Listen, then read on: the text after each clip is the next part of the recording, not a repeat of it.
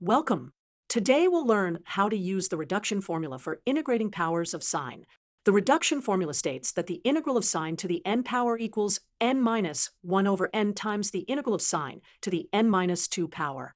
Let's evaluate the integral of sine to the fourth power from 0 to pi over 2.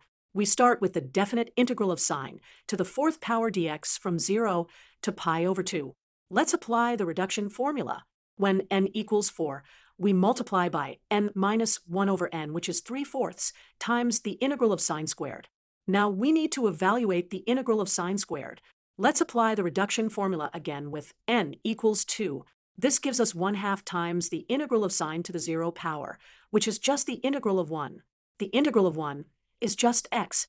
So evaluating from 0 to pi over 2 gives us pi over 2 minus 0, which equals pi over 2.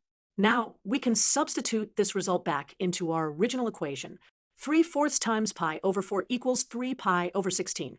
Let's visualize how we reduced the power of sine. At each step, we started with sine to the fourth power, reduced it to sine squared, and finally to sine to the 0 power, which is 1. And that's how we use the reduction formula to evaluate the integral of sine to the fourth power. Remember, this formula can be used for any even power of sine. Thank you for watching.